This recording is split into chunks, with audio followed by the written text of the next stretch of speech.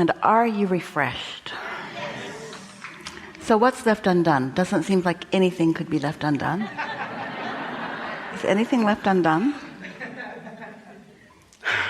Hello. What's up? What's up? I would like to take thought beyond where it's been. It's best, isn't it? I would like to explain that I've lived an extraordinary life. I've been blessed in every way. And I have, from the very early years of my life, believed I could do what I wanted to do. And I have never worked a day in my life. I've had extreme success beyond anyone's dreams here. I'm an international... So this track title will say, Goof Off Incarnate. Yes. I goofed off my entire life and made an amazing living of it. I've had ups and downs and amazing things. And so, I could speak for hours. I do sometimes to people, but I won't here. I won't. I would like to ask you something that has never been asked. I would really? like, yes. We're out of time. Yes. Okay, a life of satisfaction, a life of waiting for more, and I'm in the middle of it. I believe I've lived half my life, and I believe I have many, many more years to go. So I know that my journey becomes more about, not about do other people like me, do these things, but about where, how, to get the juiciest juice out of all of this. How to, I truly have achieved so many dreams, and I have more dreams. You're onto something important here, because you want to identify what you want. And you've been doing a good job of that. That's what you've been describing here. But you heard us earlier talking about the path of least resistance and the path of most allowance. And this is a subject about momentum. And a subject about momentum is about focus. And focus is really about specificity. It's about getting specific about what you want. And so when you find something that is of interest to you, and you focus until that interest becomes compelling, now that energy moves faster and the momentum moves faster, and that's what brings you these knock your socks off kind of experiences that you're describing. We asked you earlier today to make more decisions in every day. So by making more decisions and then lining up with them, that's how this happens. We can't believe that you think this is a question that has never been asked before. Well, true. No, it's wanting. You used the word juicy, how to get the juices flowing. The subject is momentum. So now break that question down. How do I increase momentum on things that interest me? By focusing on those things more, by milking them more, by identifying the existing matching aspects of them, by holding yourself in the frequency of that. Now, for years we used the expression, how the universe will surprise and delight you. And Esther argued with us about it. She said, I kind of can get how the universe could delight me, but how can it surprise me if I'm a deliberate creator? Isn't it just bringing me what I'm asking for? And what we want you to feel here, because it really is what you're reaching for, is that in a moment in time, several of your intentions can be satisfied simultaneously. The thing that gives you the greatest sense of exhilaration, and at the same time the greatest sense of worthiness, they go hand in hand, the greatest sense of being blessed, is watching the universe knock itself out for you. But it can't knock itself out past what you are a vibrational match to. So you got to do more finding the feeling place of the things that really thrill you. If we were standing in your physical shoes, we would begin defining personally for ourselves things that are an example of surprise, and delight. That's what you're looking for. You're looking to be amazed.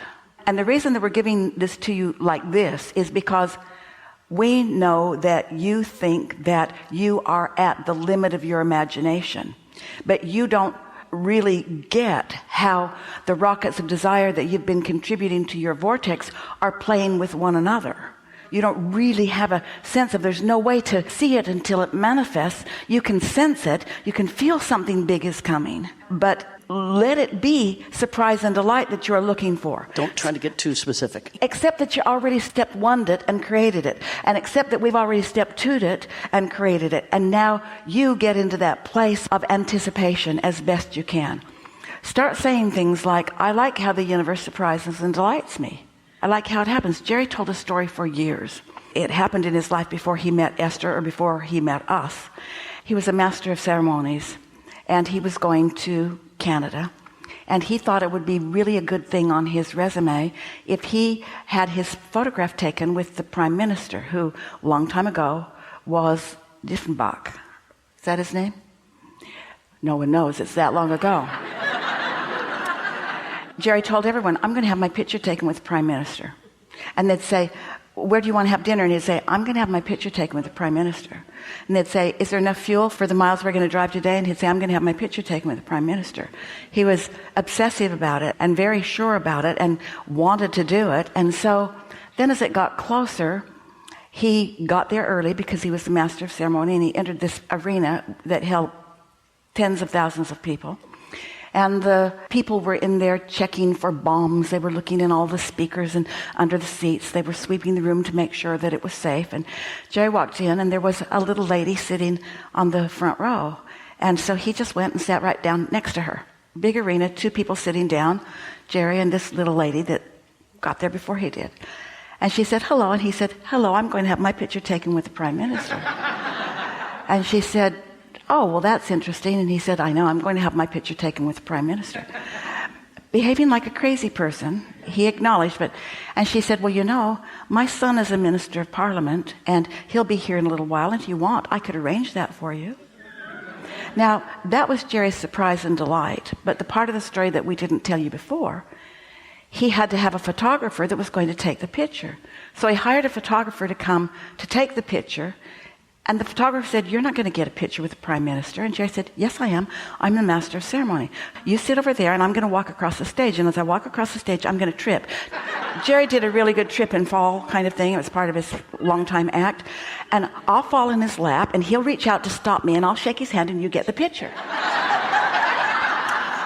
So that was Jerry's plan, because he was going to get it. But the universe surprised and delighted him with a path of much less resistance.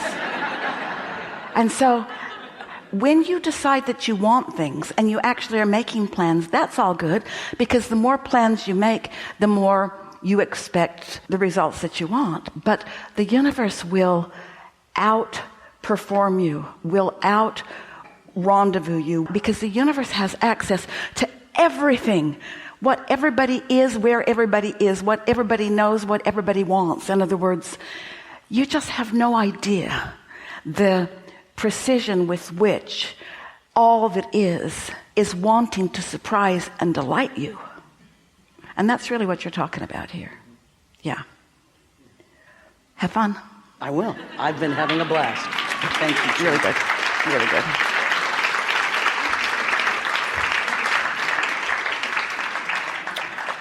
There's still a lot of trouble in this room. Hello. Yeah. Wanted to ask for a rampage of goof off.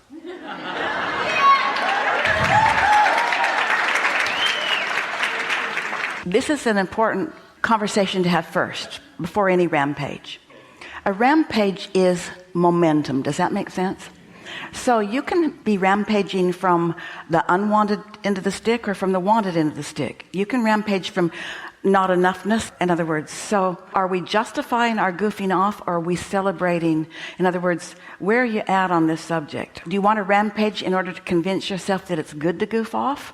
Or does it make sense to you? You're kind of already in the feeling of it, and you just want to feel it more. That one. Talk to us a little bit about why this phrase resonated with you. There's Because it isn't just that we want you to be willing to goof off. We want you to be able to goof off and not feel bad. Yes. To decide to goof off, what is deciding to goof off? What am I actually saying when I say, I've decided that I'm going to goof off? I've decided to say, when I say that I'm willing and wanting and ready and able to goof off and not feel bad about it. What I'm really saying is, I understand that I am blessed and that I do not receive by earning, but I receive by being and by allowing. I acknowledge that I've been living life and I've been weighing the pros and cons and the pluses and minuses of things, and I've identified what I don't want and what I do want, and I can feel that I've done a really good job of sending rockets of desire to my vortex, and I can feel that I have a very affluent, very hearty, very full, very magnificent vortex that has been gathering speed without me even giving attention to it, because I launched rockets that are now playing with each other, and my inner being has been tending it. And so I can accept that my vortex is ripe and ready to perform for me. I really like feeling that kind of clarity and worthiness about what I've already created.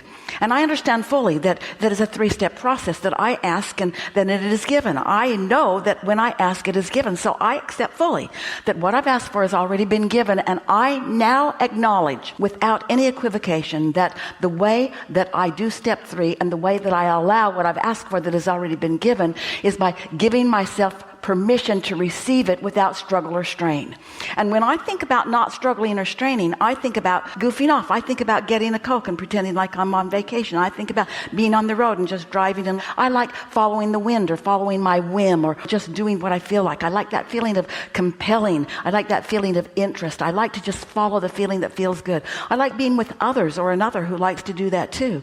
I like that feeling. I like that feeling of momentum, and I like knowing, coupled with it is the feeling that all is well, that it's not my responsibility to do something, to change something from something to something. I accept already that it's all great, and I'm just here in this moment in time, ready, perched in this place where my inner being and I meet, where I can receive the fullness of who I am. And I have come to a very clear understanding that the best way to do that is to goof off. And what goof off means is not try hard and be excited about what I see. Goof off means have fun with it. Goof off means be relaxed about it. Goof off means follow the feeling place. Goof off means include as many people who want to play along with me. I believe that this universe is based not upon demands or upon sacrifice. It's based upon love and worthiness and honoring and offering. And I can feel that this benevolent, non-physical attention that is focused on all of us wants us to find a place that we can consistently hold. I like the idea of being present, and I like the idea of being good at what I do, the idea of evolving, and I like the idea of keeping my promises to myself, and I like being intentional. But what I really, really like the most of all is understanding that I don't have to prove my worthiness, that it just is. And that as I find this feeling where I give myself permission to just be, that somehow in that giving myself permission, maybe for the first time ever, to just do what I want to do and not feel like I have to answer to anybody. Oh wait, I am answering. I'm answering to Source. I'm answering to my inner being, who loves me unequivocally and is demanding nothing in return for my receiving other than my having asked for it. How about it? Yeah, that's really good. Enough? That was great. Yeah.